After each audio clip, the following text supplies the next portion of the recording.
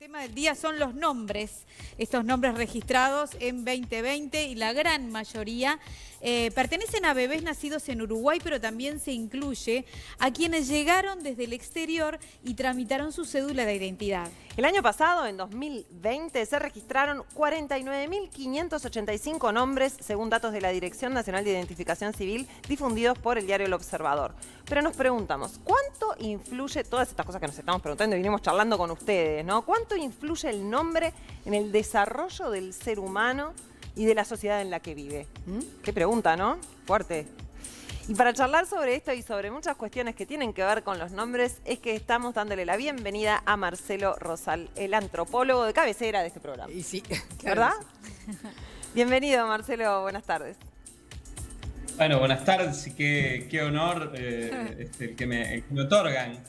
Es así. Realmente el tema es central, es el tema de la identidad, nada menos, ¿no?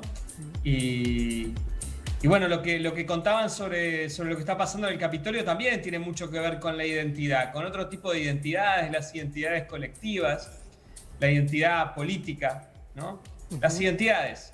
Y las identidades no es algo que esté en crisis, es algo que podemos decir hay un exceso de identidad. Hay un antropólogo que se llama Marc Augé que dice que el problema que tenemos en los tiempos contemporáneos no es la falta de identidad, sino la falta de alteridad, sino la falta de reconocimiento del otro. Es como que hay un exceso de nosotros. Somos lo más grande y el otro es peligroso, amenazante, raro. Y bueno, me parece que la explotación de esa crisis de alteridad, de esa crisis en relación al otro, es lo que hace que aparezcan personajes como Donald Trump, ¿no? Y en base a eso construyen una política de exceso de la identidad y poco respeto por la alteridad. Pero con respecto, lado, en esta cuestión de los nombres, ¿no? Si vamos hacia los nombres, en esta cosa de esto que decís, el exceso de identidad, que es real, ¿no? Porque tenemos esa cuestión de que estamos en las redes sociales. Me quedaba pensando cuando recién hablabas de esto, que lo ponías en una cuestión más social, pero igual, individualmente, ¿no? Estás en las redes sociales, desplegás un montón de formas en las que supuestamente sos vos, ¿no? Que es una imagen también, de alguna manera. El nombre dado, ¿sigue teniendo la misma importancia en este mundo de hoy? El nombre siempre es dado por otros. Ahora, construimos nuestra identidad en relación a ese nombre, pero yo nunca me olvido de un dirigente del Partido Colorado, del sector más a la derecha del Partido Colorado, pachequista, que se llamaba Lenin Rojo. Evidentemente la identidad que le había querido dar su padre o su madre no era la identidad que ese sujeto a lo largo de la vida construyó. Se construyó por oposición a ese nombre que le habían dado. Este es un tema tan antiguo y tan central como la persona en sí misma. O sea que uno de los atributos primeros de la personalidad, sino el primer atributo es el nombre.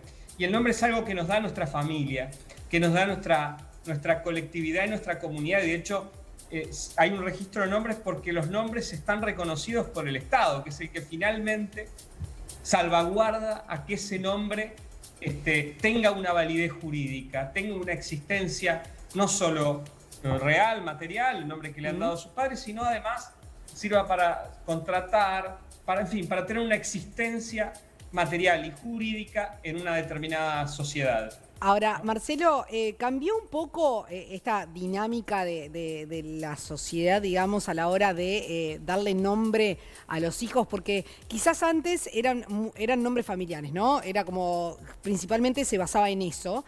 Como la herencia, te quedaba la herencia. Claro, exactamente, una herencia de que el abuelo, tatarabuelo, Claro. Juan primero, segundo, tercero, y tenías un sinfín de Juanes, que por al ejemplo, final en la todo el mundo familia. te preguntaba, ¿de cuál sos vos? Exacto, el hijo de Juan cuál, o claro. Álvaro, o por tomar un ejemplo. Hoy pasan otras cosas, ¿no? Hay mucha gente que sigue eso, pero también hay influencia de las telenovelas, de la música, de otros lados. ¿Vos notás que hay un cambio o es algo superficial que quizás creemos que cambió, pero en realidad no cambió tanto? Es que tenemos un Olimpo, y ese Olimpo es el Olimpo pop. ¿no?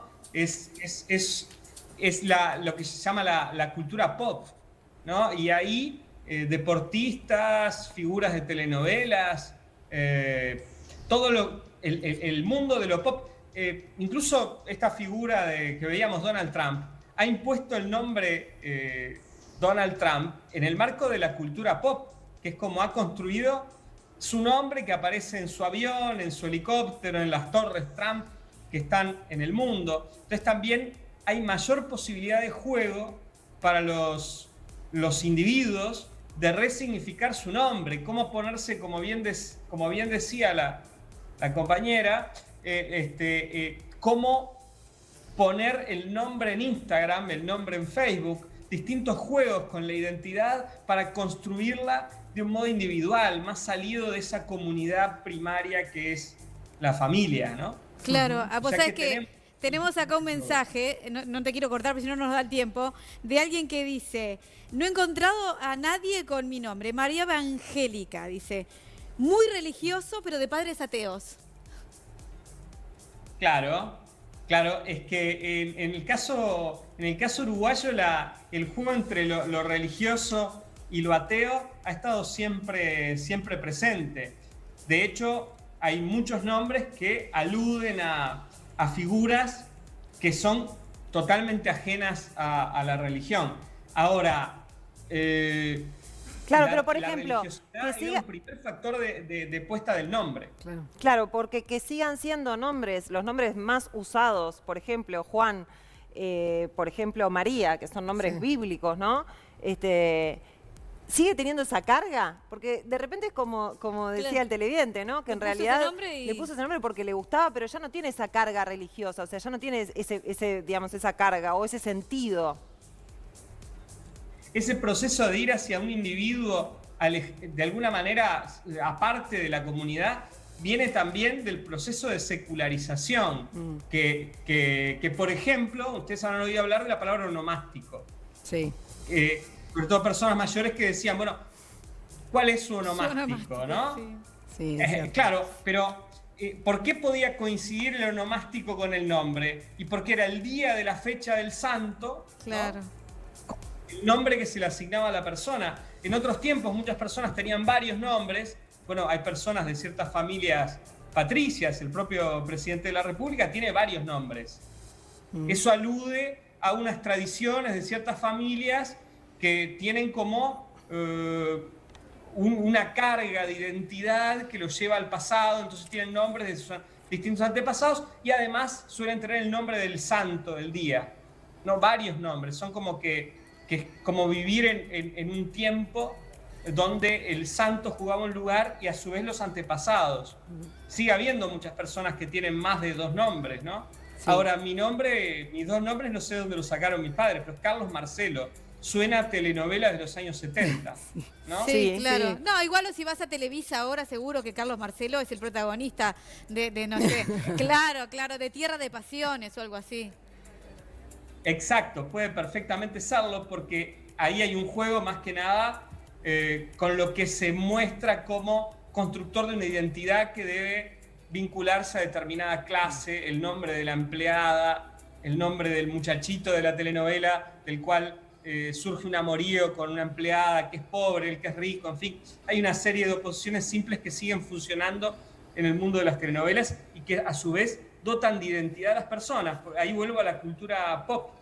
De alguna manera, la cultura pop le ha restado a los orígenes familiares y a los orígenes religiosos la potestad de poner nombres. Ahora los padres se sienten en libertad de ponerle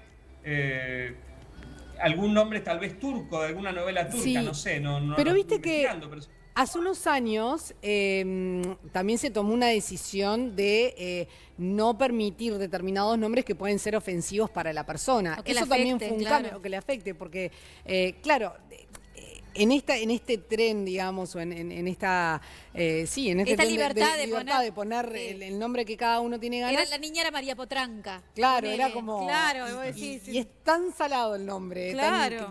Condiciona tanto que se complicaba. Bueno, Jorge Luis Borges dice lo que se cifra en el nombre, en un poema de Jacinto Chiclana. O en otro poema, en el Golem, dice, y toda la rosa en la palabra rosa, porque efectivamente el nombre define en su totalidad la identidad de la persona, ¿no? Ahí viene fulano. Por eso también los apodos pueden ser enaltecedores de la persona o, generalmente lo contrario, devastadores de la identidad de un sujeto, ¿no? Por eso Cicerón le ponía apodos a aquellos dirigentes políticos a los cuales denostaba, de forma de abatirle su honorabilidad, precisamente destruirle su identidad.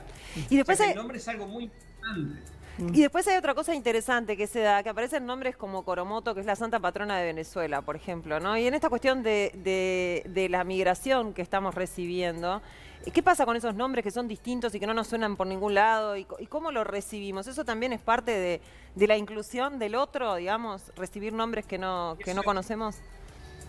Es un enriquecimiento para el país. Yo no conocía la historia de la Virgen que aparece en Caramoto, en Venezuela, que también es una forma de sojuzgamiento de los indígenas, ¿no? Con un mito que se crea de la aparición de la Virgen que hace que los indios de ese lugar se sometan al bautismo y se integren a la religiosidad. Pero al mismo tiempo es interesante porque nos obliga al conocimiento, nos lleva al enriquecimiento. Imagínense cuando llegaron las migraciones sirio-libanesas de distintos lugares de Italia, de Francia, del País Vasco, el enriquecimiento que tuvo la sociedad uruguaya de ese entonces. Creo que ahora estamos teniendo un nuevo enriquecimiento. Ahora, de cualquier forma, me parece que la mayoría de los nombres, sea de uruguayos o de venezolanos, se relaciona con la cultura pop, el deporte, las telenovelas. Con la globalización. La globalización, totalmente. Y cada vez hay menos separación entre los nombres, aunque quedan las peculiaridades locales, que probablemente cuando te vas a otro país, como hacen los uruguayos en el exterior, ¿no? Tipos que no tocaron el tambor nunca en su vida y que vivieron en ningún barrio donde se tocaba candombe, van en Australia y se integran a una comparsa de tambores. Claro. O hacen una purga en Nueva York, ¿no? Claro. Bueno, Marcelo, la verdad que fue un placer conversar contigo sobre estos nombres. Yo creo que vamos a tener que hacer como una cuestión de los orígenes de los nombres, ¿no? Es algo que está bueno también entender de dónde venimos, por qué nos llamamos como nos llamamos y por qué le podemos poner determinados nombres a quienes vienen en adelante. Así que seguramente vamos a charlar contigo en otro momento. Gracias, Marcelo. Bueno, gracias. Muy amables, como siempre. Es un placer colaborar en el diálogo con ustedes y tener esta oportunidad. Gracias. Que tengas buena tarde.